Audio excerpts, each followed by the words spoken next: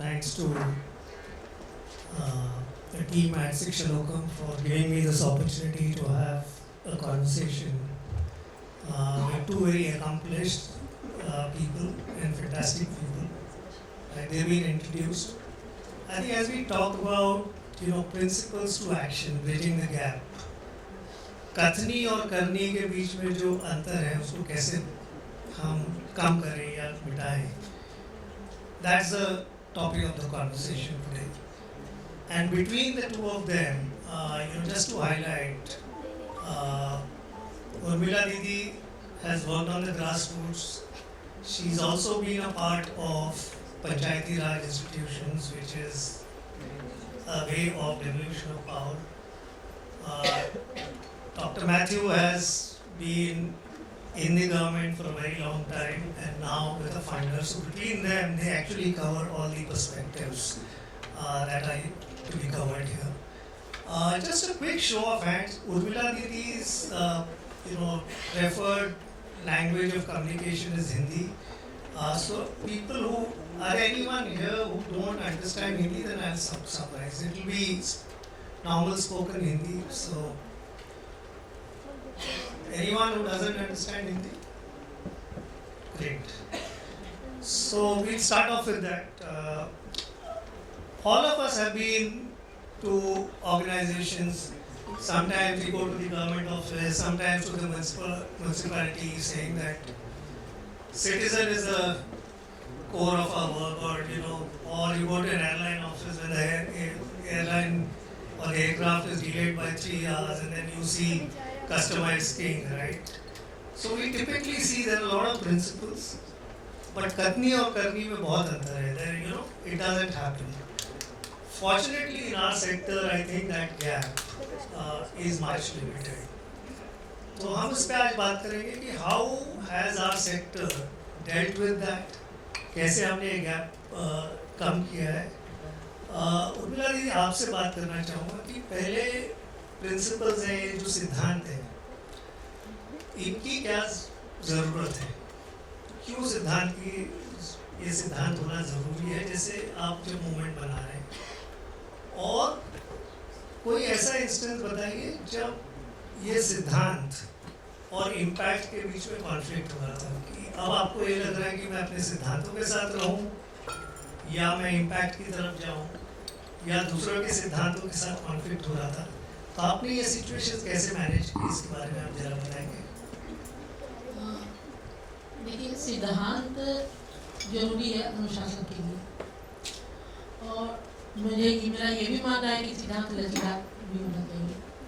ऐसे हम लोग के काम के दौरान बहुत सारी ऐसी चीज़ें हैं कि जो थोड़ा सा सिद्धांत को थोड़ा सा मोड़ना पड़ा, बहुत ज़्यादा नहीं, लेकिन थोड़ा सा. एक दो मैं उदाहरण दूँगी. हम लोग बिहार में महिला शिक्षण केंद्र चलाते थे. उसमें वैसी लड़कियों को हम लोग लाते थे कि जो 15-16 आयु वर्ग की होती थी, लेकिन कभी स्कूल नहीं गई थी. लेकिन हमारे यहाँ आवासीय व्यवस्था थी, उनको बाहर नहीं जाने देता. लेकिन जब देखते थे कि वो हम लोग 5वीं तक की दक्षता देते थे, और 5वीं पास करके जब वो जाती थी तो फिर वो आगे की पढ़ाई नहीं कर पाती थी. इसलिए नहीं कर पाती थी कि वो उनकी उम्र ज़्यादा हो जाती थी, तो स्कूल तक जाने में उनको शर्म आती थी. फिर हम लोगों ने सोचा कि क्या करें. हमारा नियम तो ये है कि इनको तो 9 महीने तक यही रखना है, फिर आगे क्या करें. फिर हम लोगों ने सोचा कि पास के स्कूल में सप्ताह में 2 दिन हम लोग गए. जब वो बड़ी लड़कियां बैग लेके जाती थी तो कुछ दिन पहले तो बहुत शर्म उनको आया, लेकिन बाद में जब बाकी बच्चों के साथ बैठी थी और जो जवाब दे पाती थी तो उन्हें अच्छा लगता था. तो यहाँ भी हम लोगों ने थोड़ा वो लचीलापन ये किया. कई बार हम लोग फील्ड के दौरान जब टीचर बड़ी, क्योंकि आज से 92-93 में लड़कियों का गांव पे बिल्कुल रिमोट एरिया में निकलना, रात में रुकना, रात में गांव वालों से बात करना, वो बड़ा ये मानते थे. तो और वो पूछते थे कि लोग किस कास्ट में, क्योंकि उस समय कास्ट का बात बहुत ही था, किस कास्ट में थे. हम लोग कास्ट को मानते नहीं थे. और ग्रामीण स्तर पे जिन लोगों के बीच में काम करते थे उनमें बताना कि हम इस कास्ट में, वो बिल्कुल हम लोग के लिए नहीं था. लेकिन जब टीचर पूछते थे तो कई बार थी, हमारी कलीग है उस समय हमारे साथ पूनम भी थी, तो पूनम को बड़ा तकलीफ हुआ. जो टीचर ने पूछ दिया कि आपका कास्ट क्या है, और ये इस तरह के लोग, बड़े कास्ट के लोग थोड़े इस तरह के आगे गाँव में रहेंगे या काम करें। हम बोले कि जब आवश्यकता पड़े, जिससे हानि नहीं हो, उस समय इन चीज़ों को जरूर बताना चाहिए था कि तुम किस कास्ट की हो। उस समय ये तूने वो अपर कास्ट की थी। हमने कि जब आवश्यकता पड़े तो इस्तेमाल करो, व्यवहार में मत लाओ, लेकिन लोगों के लिए बताने की जरूरत है कि हम ये लोग भी कर सकते हैं, इन तबके में जाने जाति की बात नहीं है। So, quickly to summarize, I mean, of course, principles are important, but they have to be flexible enough to keep in mind the constituents that you serve. Sometimes we have principles and we get so married to our principles that we tend to harm the very cause that we are espousing for. So that's the same question to you, and maybe like the conflict in your role as in the government, right, and the principles that you are espousing, and the way the political scenario was, or the political economy was, without any details of names and all that. I mean, like, the idea is to understand how these conflicts arise and how have you navigated and what can we learn from that. मुझे नहीं लगता है कि ये बड़ा principles बहुत complicated चीज़ है, ये बहुत ही सिंपल है। आई मीन शिक्षा के क्षेत्र लीजिएगा, it is every child in school and learning well, इसमें कौन सा प्रॉब्लम, इसी को तो प्रॉब्लम है नहीं। आप और ऊपर जाइएगा, इट्स अ रिप्रेजेंटेटिव डेमोक्रेसी। हम लोगों को ऐसा लीडरशिप चाहिए जो हमारा नेतृत्व करेगा, जो हमारा विल और एस्पिरेशंस को रिफ्लेक्ट करेगा। I mean this are very broad principles. तो मेरे सरकारी जीवन में ऐसा कोई चीज़ मुझे आज तक एनकाउंटर नहीं करना पड़ा, और वेरी आसान था, क्योंकि मैं बिहार में ही, मेरे कर्मभूमि बिहार रहा है, और आउटसाइड रहने के कारण, आउटसाइडर रहने के कारण, तो जब भी कोई समस्या होता था कि ये मद्रासी को भेजो वाला ऑर्डर होता था। कभी राइट हो, कभी मेरा फर्स्ट पोस्टिंग एक्चुअली खगड़िया जिला में था, और खगड़िया ऐसा जिला है कि अगर भारतवर्ष में कहीं भी बारिश होगा तो खगड़िया में बाढ़ होगी, इस तरह की एक जगह है। और वहाँ हुआ क्या था कि मुख्यमंत्री जी गए थे, विंदेश्वरी दुबे 1987 में था, तो वहाँ पर दोनों कलेक्टर और एसडीएम दोनों भयंकर चोर था, और एक दूसरा का खिलाफ जो है प्रदर्शन चला रहे थे कि मुख्यमंत्री के सामने दूसरे के खिलाफ। तो सीएम आके बोले कि यार ये दोनों को हटा दो, किसी मद्रासी को भेजो, तो मेरा पोस्टिंग हुआ। और आप विश्वास नहीं करेंगे कि 10 या 12 दिन मुझे कोई रहने के लिए जगह नहीं था, तो मैं एक नाव में रहा। और नाव में रहने का सबसे बड़ा प्रॉब्लम मालूम है क्या है? सवेरे ड्राई लैंड कहाँ मिलेगा? लेकिन फायदा क्या हुआ कि 12 दिन नाव पे रहने से कारण मुझे पूरा जिला घूमने का मौका मिला। दूर दराज क्षेत्र में जहाँ मुझे 1-2 दिन पैदल जाने की आवश्यकता पड़ती है, अगर बाढ़ नहीं रहता तो हर गांव में जाने की एक मौका मिला, लोगों की समस्या को समझने का, और खास करके लोगों को एक धारणा देने का कि देखो प्रशासन आपके साथ है। ये कोई प्रिंसिपल्ड मूव नहीं था। लोगों ने सोचा हो कि बड़ा प्रिंसिपल ऑफिसर आए हैं, बहुत मेहनती, ऐसा कुछ नहीं था, मजबूरी था। तो ईमानदारी से अगर हम काम करेंगे, इसको बहुत कॉम्प्लिकेट नहीं करेगा, one step at a time लेंगे और पब्लिक पर्पस को हम सामने रखेंगे। देखिए, एक ऑफिसर होने की नाते आप बहुत तरह के डिसीजन लेना पड़ता है। आपको तो एक ही चीज सोचना है कि क्या आप पब्लिक गुड के लिए कर रहे हैं, क्या खुद की फायदा के लिए कर रहे हैं। और उसमें कुछ गलती होगी, लेकिन फॉरगिव करेगा अगर गलती हुआ तो। लेकिन आई एम नॉट सेइंग कि स्थिति और कठिन होते जा रहे हैं, वो बात मैं समझता हूँ। लेकिन मेरा औद्योगिक जीवन में मेरा ये अनुभव रहा है कि एक एक स्टेप लेके जाने से लोग आपके साथ देते हैं, और हम लोग पॉलिटिक्स और पॉलिटिशियंस को हम लोग अननेसेसरी डेनिग्रेट करते हैं। आपका सवाल में भी थोड़ा बहुत उसका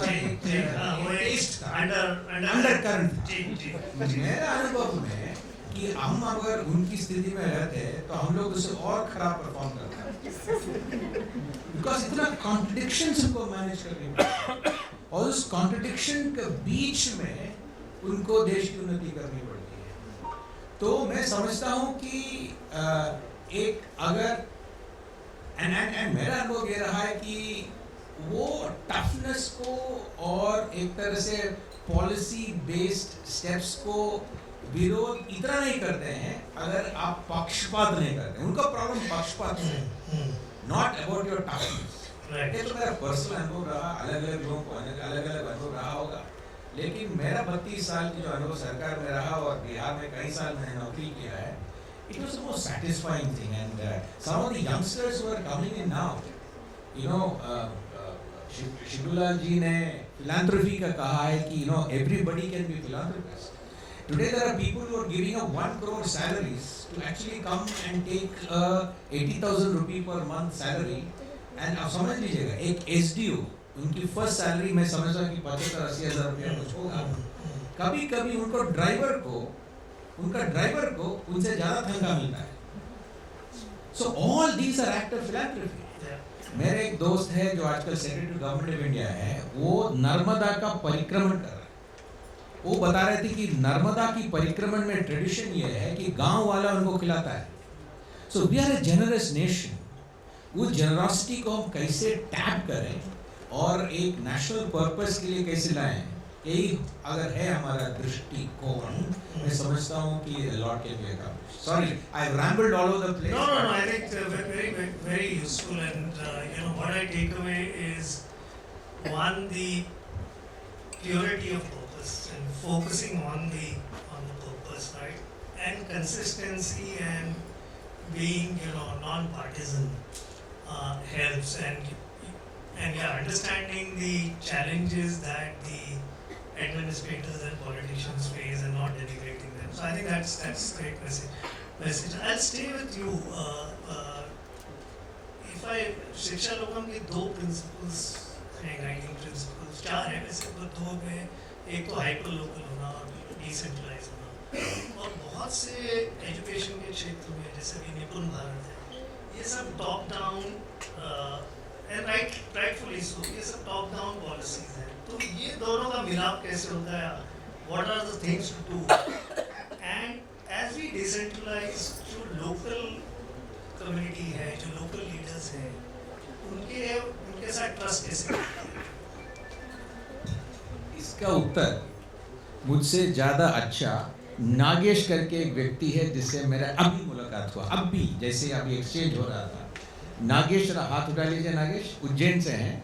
नागेश का जो उदाहरण है ये बहुत ही उसी का कॉन्टेक्स्ट में एक उत्तर के रूप में मैं प्रेजेंट करना चाहता हूँ। नागेश इज ए यंगस्टर जो उज्जैन में, और खुद सरकारी स्कूल जिसमें मकान नहीं था, इनफैक्ट एक सरकारी मृगशाला, इट्स एनिमल हस्बेंड्री हॉस्पिटल, जब वहाँ पर ज़्यादा भीड़ नहीं था वहीं उनका टीचर्स उनको पढ़ाते थे, और उनका लाइफ मिशन बना कि मैं वापस जा करके एक वॉलंटियर कम्युनिटी करूँ। करीब 33-36 उनका वॉलंटियर्स, वो they are actually inspiring people to be generous and to support. तो ये थोड़ा बहुत फंड रेसिंग इधर उधर से करते हैं, लेकिन कम्युनिटी ट्रस्ट के चलते, परिणाम को देखते हुए खुद आगे आकर के इनकी वॉलंटियर्स को सपोर्ट करने के लिए तैयार होता है। तो कहने का मतलब है कि अगेन शिबूलाल जी ने लीडरशिप की बात कहा है, that's a form of leadership. And when you are talking in terms of policy from top and this sort of earned trust building and adaptation from the bottom, देखिए हमारा representative democracy में ये स्वाभाविक है कि हम लोगों को elect करके we make them our leaders, elected leaders and the bureaucratic people who support them, and there is also a flow of funds that goes upwards. So these so-called policies are overarching opportunities for you. मैं Mussoorie academy, IAS academy जो है उसमें मैं 6 साल में पढ़ाते थे, teacher था वहाँ पे। तो मैं लोगों को ये समझाते थे कि देखो यार, अपने को एक कुक समझ लो जो बिरयानी बनाने के लिए निकले हुए। तो चावल है, सब्जी है, मसाला है, नमक है, ये सब जो ऊपर से जो पॉलिसीज के तौर पर आपको उपलब्ध हो जाता है, दीज आर ऑल, कोई नमक है, कोई चावल है, कोई सब्जी है, लोकल लेवल पर जब तक इसको आप ढंग से मिक्स करके एक स्वादिष्ट भोजन नहीं बनाते हैं तो कभी खाने लायक नहीं रहेगा, क्योंकि नमक बहुत ज़्यादा हो जाएगा, भाई ब्लड प्रेशर होकर मर जाएगा। तो it is this combination of this opportunities that you get from the national, state, district level, and the rise of movements like what Nagesh represents. It is when you have the combination of these two that you will essentially see progress. And वैसे नागेश एक isolated example नहीं है, और बिहार की हर गांव में मेरा अनुभव रहा है कि there are people, youngsters who are wanting to help. उनको एक सपोर्ट, एक मार्गदर्शन, एक डायरेक्शन, ये सब मिल जाए तो so much that can actually happen. Thank you. लीला दीदी, आपने भी Nagesh, there will be time for Q&A, तो मे भी हम आपसे चालू करेंगे, आप आपकी कहानी संक्षेप में सुनेंगे। लीला दीदी, आपने भी ग्रास रूट्स पे काम किया और आपने PRI पे काफ़ी काम किया है, जैसे बताया गया कि 6 पंचायत, निर्मल पंचायत घोषित की गई है, जिसकी आप लीडरशिप दे रहे थे।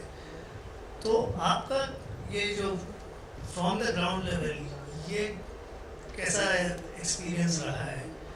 और स्पेसिफिकली एक तो होता है devolution of power, but devolution of power के साथ एक अकाउंटेबिलिटी या जवाबदेही भी हमारी बनती है जब हम लोकल लीडर्स को पावर मिलता है। तो ये जवाबदेही कैसे आपने कल्टीवेट की है, और आपके एक्सपीरियंसेस कैसे रहे इस, और एजुकेशन के बारे में भी आप बात कर सकते हैं, नहीं तो आप अपना PRI एक्सपीरियंस के बारे में बात कर सकते हैं। मैं 2 चीज़ के बारे में बताऊंगी। अभी जस्ट जो हम लोगों ने शिक्षा चौपाल लगाया, तो वो इतने कम समय में, और शायद उसका विकेंद्रीकरण नहीं रहता और ग्रास रूट लेवल तक की पहुंच नहीं रहती, उनकी भागीदारी नहीं रहती, तो शायद ये कार्यक्रम इतना सफल नहीं होता। बहुत कम समय था, और वो करके फिर पूछा जाता था कि अब ऐसे करना है, कैसे मैटर क्या होगा जो फ्लैग्स हमको बनवाना है, मैटर क्या होगा जो हमको शपथ लेना है, कैसे हम लोग किस चीज़ की व्यवस्था करेंगे, शपथ लेने का हमारा तरीका क्या होगा।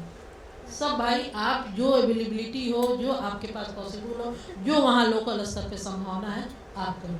और सबों ने मिलके अपने असर से किया। हम लोग वहाँ जाते तो नहीं थे, लेकिन जहाँ कहीं भी ये भी रहा कि नहीं हो पाया है उस दिन किसी कारण, वो तत्काल फिर व्यवस्था भी कर देते थे। वो उनका प्रेजेंस ऑफ माइंड भी था, ये विकेंद्रीकरण भी था, ये उनको अपनी क्षमता भी थी। दूसरी मैं बता रही हूँ, PRI मेंबर की बात कर रही हूँ। जो जब बिहार में पंचायत का चुनाव नहीं हुआ था, तो हम लोग काफ़ी कोशिश कर रहे थे, काफ़ी अवेयर कर रहे थे, कैसे वोट देना है, कैसे क्या करना है, कैसे खड़ा होना है।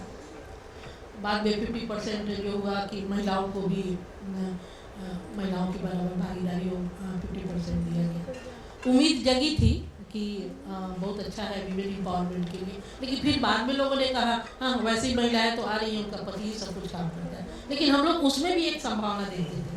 कम से कम उनको अवसर तो मिला, कम से कम वो बाहर दस्तखत करने के लिए तो निकलेंगी। हालांकि जब पंचायत की बैठक होती थी तो पंचायत भवन में उनके पति कुर्सी पर बैठते थे और वो जो PRI मेंबर होती थी वो नीचे बैठती थी। लेकिन धीरे धीरे वो कुर्सी पर भी बैठना छोड़ती और धीरे धीरे अब वो बाहर निकलती है, अपने काम को करती है।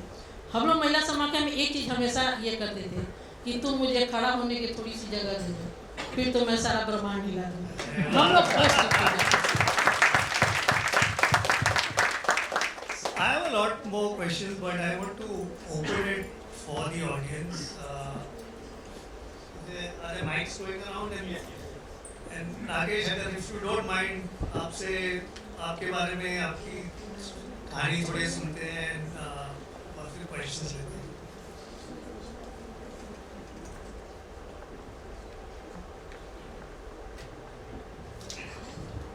तो नमस्कार साथियों, मेरा नाम नागेश्वर है और मैं मध्य प्रदेश के एक गाँव जुटावत से आता हूँ। और बचपन में मेरी पढ़ाई, जैसा कि सर ने कहा, गाँव में ही हुई है। तो मैंने बचपन से देखा है कि वहाँ पर पढ़ने के लिए जगह नहीं थी, मतलब सेफ स्पेस नहीं था, तो हमें जानवरों के साथ ही पढ़ाया जाता था। मुझे लगा अच्छा पढ़ाई हुई, तब तक हम यहाँ तक पहुँच पाए जानवरों के साथ, तो वो चीज़ है। लेकिन मैं जो बात कर रहा था कि सर ने कहा कि किस तरीके से लोग कम्युनिकेट करना, लोग कंट्रीब्यूट करना शुरू करते हैं। तो मुझे एक प्रिंसिपल, हमारे एक मेंटर थे, उन्होंने कहा था, और शायद शिवलाल जी इस चीज़ को अच्छी तरीके से जानते होंगे, कि पहले निवेश कीजिए फिर निकालिए। तो आजकल जो दिक्कत है वो ये है कि हम चाहते हैं कि हमने 5 दिन काम किया और कम्युनिटी बोले कि हाँ हम आपको कंट्रीब्यूट करेंगे, हम ही सब ले लेंगे, तो वो नहीं होने वाला है। आप मतलब हमारा वही फिलोसफी है, खासकर मेरा गाँव मेरी दुनिया की, कि क्या हम ऐसे युवा तैयार कर सकते हैं जो खुद को झोंकने के लिए तैयार हो। तो हम 0% इटरेशन रेट पे चल रहे हैं। वी स्टार्टेड विद 32 पीपल, मतलब शुरुआत हमने की थी, अभी तक हमें कोई छोड़ के नहीं गया है, सारे लोग अपने काम में लगे हुए हैं। और वो वही है कि हमने कहा कि आप 5 साल तक बिना सोचे पहले जी जान से निवेश करिए, फिर आप निकालिए कम्युनिटी से, फिर कम्युनिटी आप पे ट्रस्ट करेगी। क्योंकि कम्युनिटी अभी जहाँ दे रही है, ऐसा नहीं कि कम्युनिटी दे नहीं रही है, लेकिन वो 5000 साल का इतिहास है जहाँ वो अभी कंट्रीब्यूट कर रही है, काफ़ी पैसा कंट्रीब्यूट कर रही है। और आप चाहते हो कि 5000 साल के इतिहास में 5 दिन में आपको कंट्रीब्यूट करने लग जाए, तो वो थोड़ा मुश्किल है। मतलब यहाँ हम लोगों को भी कलेक्टिव होने में काफ़ी टाइम लगा होगा, ये शिक्षाग्रह मूवमेंट शुरू होने में।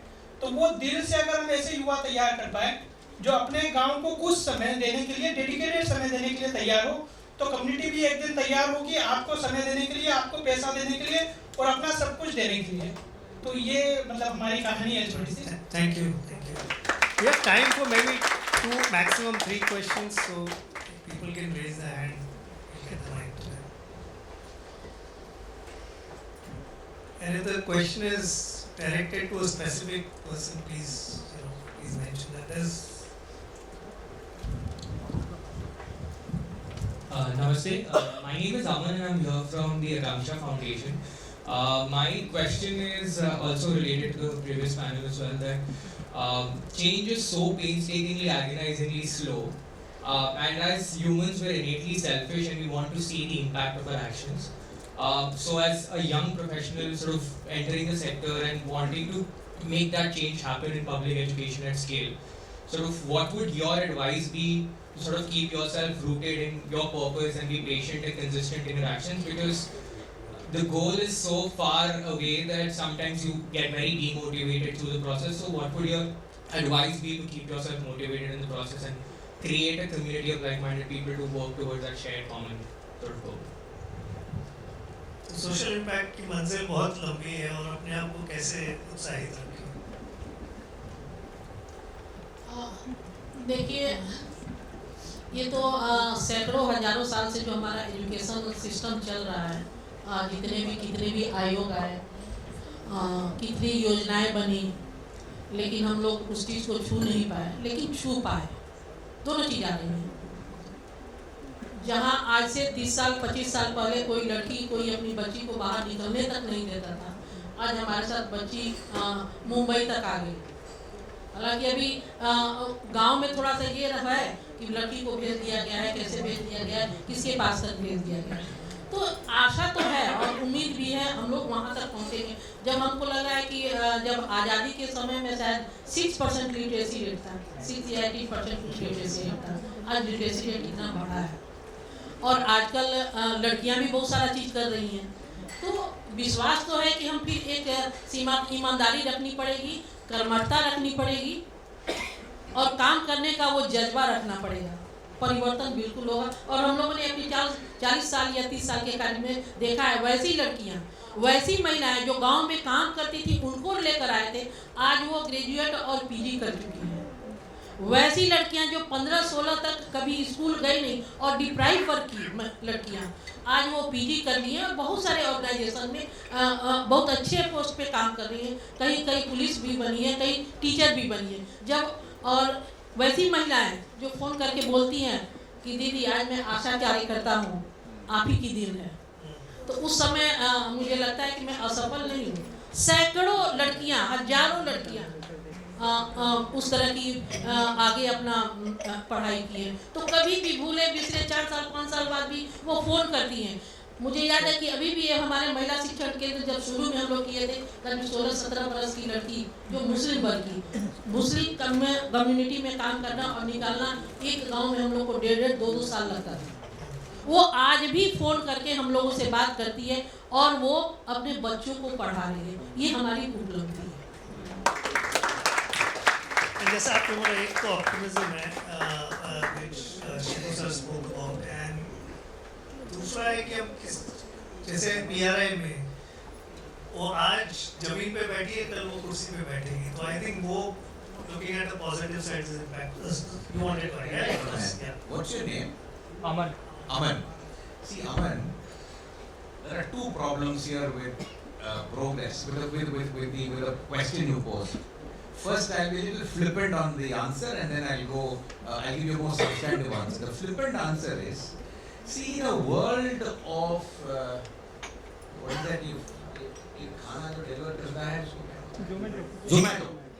In a world of Zomato and Instagram and WhatsApp, the problem is our brain has been so tuned to what psychologists call instant gratification. You know, sowing a seed, watching it grow, watering it, deweeding it, harvesting it, and converting to a roti is one kind of a process. You press a button and you have a choice of Mughlai, Chinese, Japanese, and it comes to you in 5 minutes, and you get upset if it doesn't come. Tunes your brain in a particular way. It is a flippant answer, but let me give you a more substantive answer. So, I joined the IAS in 1985, and I know the Bihar I went to. Extreme poverty, the status of women, education नाम का चीज नहीं था. Like I said, Khagadia, right? I mean, the kind of progress that we have seen is actually stupendous if you look at it from a historical frame. So today we are a country where, even the so we were at family planning sort of programs at a particular time. Now states are saying, listen, please produce more children. We have gone below the replacement rate of 2.2 in many states. Now, from being population becoming a problem, now in certain parts of India, population is a problem, but in the reverse manner. Extreme poverty as we saw it is now so marginal, it is within our grasp to change it. So, and look at those numbers there, right? The number of teachers, you saw those numbers? This is massive investment. So it's a different matter that people are in school and not learning. It's not an insignificant problem. It's a big problem.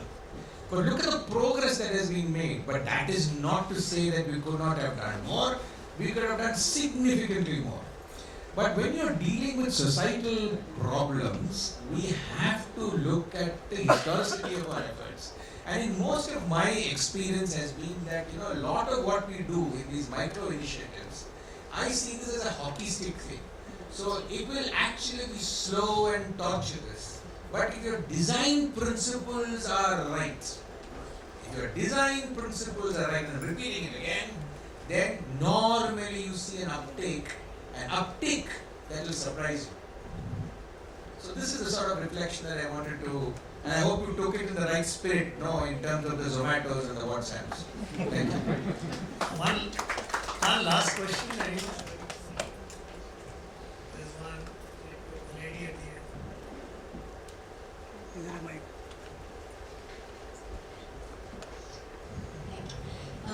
नमस्ते, मेरा नाम प्रतिभा है. मेरा सवाल है कि when we talk about education, it's one problem, but it also has many layers of complexity. जब हम education equity के बारे में सोचते हैं तो उसमें social, cultural, economic बहुत से अलग factors आ जाते हैं.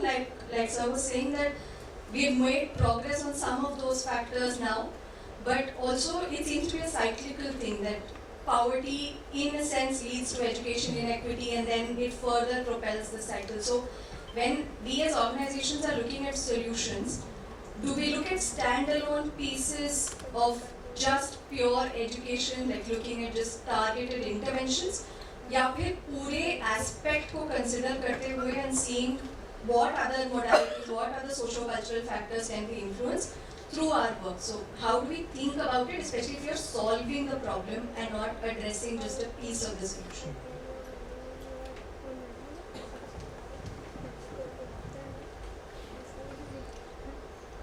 देखिए पॉवर्टी तो है, लेकिन अभी स्कूल के में सुविधाएं भी बढ़ी हैं, गवर्नमेंट के जो स्कीम चले हैं वो सुविधाएं भी बढ़ी हैं। लेकिन सबसे बड़ी बात है कि जब हम ग्रास रूट लेवल के पर उन महिलाओं के साथ, उसके गार्जियन के साथ बात करते हैं, आज कोई गार्जियन नहीं चाहता है कि मेरे बच्चे पढ़े नहीं, सब गार्जियन चाह रहे हैं। और उस तबके से जो बच्चे पढ़ रहे हैं, कोशिश भी कर रहे हैं, लेकिन ड्रॉप आउट रेट भी हमारे यहाँ है, लेकिन पहले से बहुत कम है। वैसे बिहार सरकार का मानना है कि खास करके प्राइमरी और मिडिल स्कूल तक ड्रॉप आउट रेट जो है ना 0%, लेकिन है ड्रॉप आउट रेट अभी है। अपर क्लास तक जाते जाते ड्रॉप आउट रेट बढ़ जाता है। कम उम्र में शादी भी करने के पीछे उनका मकसद रहता है कि ज़्यादा पढ़ लिख लेगा तो उसकी शादी करने में मुश्किल होगी। एक थोड़ा सा प्रॉब्लम आजकल और आ रहा है कि जो वो मोबाइल और व्हाट्सअप ये देने पर खास करके लड़कियों के लिए या लड़के कम उम्र में भाग के शादी कर रहे हैं, ये बहुत सारे प्रॉब्लम आ रहे हैं। लेकिन वो आ रहा है एक दो के बीच, उसका प्रभाव पड़ रहा है बहुत लोगों के बीच। तो उनको कैसे कन्विंस करना है, उनकी तक अपनी कहाँ पहुँच बनानी है, वो सबसे ज़रूरी है। और उनके तक पहुँच वही बनाएगा क्योंकि वहाँ के लोग होंगे, वहाँ की कार्यकर्ता होंगे। तो हम लोग जनरली वही करते, जबकि हम काम हम लोग शुरू किए थे तो वैसे लोगों के बीच जो कहता था कि हम तो कलम पकड़ ही नहीं सकते हैं, तो हम लोग वो उदाहरण देते थे कि आप कलम नहीं पकड़ सकते हैं, हम हंसुआ खुरपी नहीं पकड़ सकते, क्योंकि जिसको जो अवसर मिला उस अवसर के अनुसार वो काम किया। आप कलम नहीं लिख सकते, लेकिन हम लोग हंसुआ से काम करेंगे तो हमारा हाथ कट जाएगा। तो ये उस लेवल तक आना पड़ेगा, उनको कन्विंस करने के लिए स्कूल तक लाना पड़ेगा। और कुछ टीचरों का एटीट्यूड भी हालांकि बहुत चेंज हुआ है, लेकिन उस चेंज को बरकरार रखने के लिए कुछ ट्रेनिंग की भी आवश्यकता पड़ेगी। वो बार बार एक बार ट्रेनिंग करके आ गए उससे काम नहीं चलेगा, उनको बार बार थोड़ा ट्रेनिंग देना पड़ेगा, कन्विंस करने पड़ेगा और उस लोकेलिटी तक उनकी पहुंच बढ़ानी पड़ेगा। So you just I'm going to speak for 2 minutes on this because you just given me a white canvas. So see for me the quintessential problem that we have to solve for in India is actually the difficulty of our politics and politicians to make promises that are credible, right? And number 2, win elections against these credible promises. Number 3, deliver against these promises while in office, sarpanch ho, ward councillor ho se lekar ke upar tak, and then win back the trust of the people in elections and come back to power by dint of their hard work and service delivery and reform. That's, according to me, this is the quintessential problem that we have to now solve as a country, according to me. But what's the problem here? You know, what is worse than not solving the quality of education? It is promising to do so and failing to deliver. So what we are seeing today is the conspiracy of silence. Because both parties, the proposition and the opposition, somehow feel that if they are going to make a promise of better healthcare and better education, and if God forbid they get elected, that's the end of story, because they don't see state execution capacity being available and processes being there through which he can deliver. So हमारा politics को परिवर्तित करने के लिए I think we have to pay much. This is a biased view because I've worked inside the state for so long. It's been just 7 years since I've been working on the other side, but you know I've kind of tried to see. But जब तक इस problem को हम meaningfully engage करके solve नहीं करेगा, तो ये प्रॉब्लम ऑफ पॉलिटिक्स हमको रिपीट करते रहेंगे और हमारा जो सेक्टोरल इंटरवेंशंस है जो बहुत ही महत्वपूर्ण है और कामयाब होगा, उसको एडप्ट करने के लिए we will need to also tackle that. So local level पर मान लीजिए एक पंचायत की level पर आप शिक्षा के काम कर रहे हैं, also from a perspective of solving for a problem, can you think of ways in which your local level leadership can actually make promises about better education in that panchayat, in that village, and can that be harvested by the political processes to actually have an outbidding effect? कोई बोलेगा तो मैं इतना तक करूँगा, तो और कोई किसी को बोलना चाहिए मैं और बेहतर करूँगा. So we need that outbidding effect to actually happen, and that's when we will see all-round progress, and that progress will not only be in health or education, it will be all-round progress. It's the theory that's been in my head and developed over the many years. Thank you. So मैंने 20 साल formal education किया है. अगर आप 1000 classes पकड़ो 45 minutes के हर साल, तो 20,000 मैंने क्लासेस अटेंड किए. बट ये 45 मिनट में जो मैंने लर्न किया है वो किसी क्लास में नहीं किया है. So thank you, Dr. Singh. Thank you.